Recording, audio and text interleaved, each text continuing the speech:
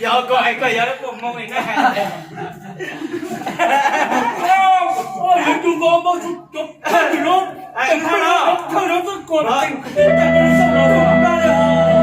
em sẽ thể hiện những cái khả năng mà em có. Được đấy. riêng là giọng hát Sơn La thì người Mông kiên cào thì thấy vậy đó, cháu phải thực hành nữa rồi. Ok rồi. Thật sự anh em mình đi karaoke suốt chỉ có ông này hai người, hai bài người. Có nhớ đồ hăng trong đồ hăng chuột hòa thế. Bài một bài đấy. Có hát sáu. họ ăn mà cũng còn mong sự. Thế mà còn dịch không phải hát đâu. Bài cứ có hát tao khối giấy bỏi một cái sự tạo nó không biết đâu rồi.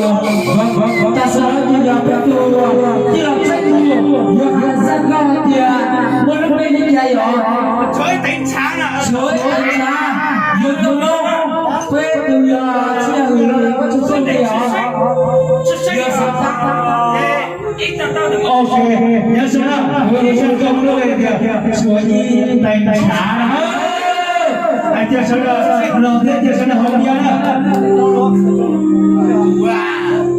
anh về anh cứ phải ra thôi.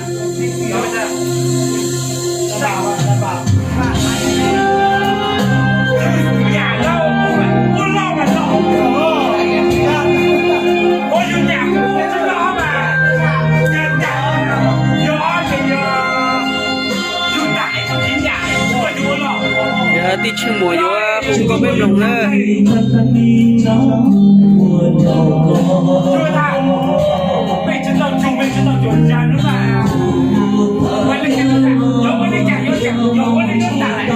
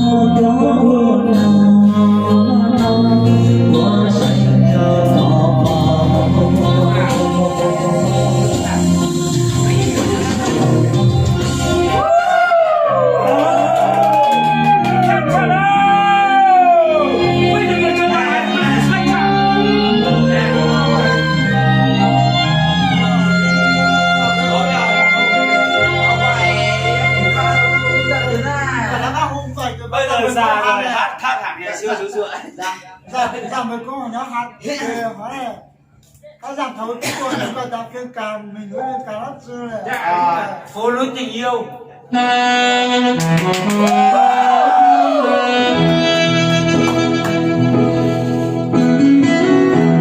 Phố núi tình yêu karaoke. Hiện ngay đây nào. Có hai trở đang có tua chế. Có hai đứa.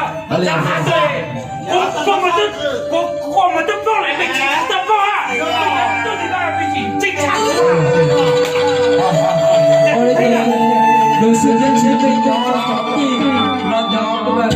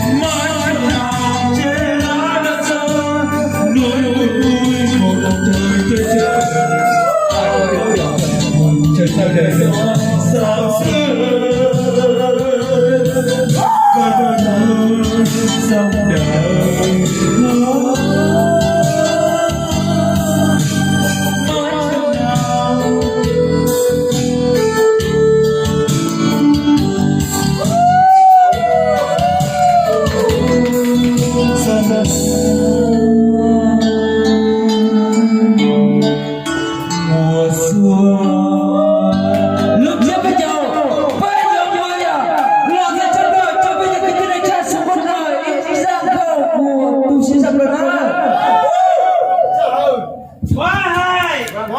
ok hai chào phát dịch nhất luôn nha. Ôi trời cho bây giờ đi với chó ấy à, cho nó cháu ơi à. Sao cho cháu hả? Không có đâu. Có. Không đi đến những nơi tầm thường mà ai cũng biết, không đi đến những nơi phổ biến mà ai cũng biết. Dạo gần đây, du lịch Hàn Quốc là phải nói đến Nha Trang. Một địa điểm hot của Hàn Quốc đã bây giờ Mình đùa nó cái sự open. Áp đặt cờ rồi hiểu không? con thả xa ra tay đó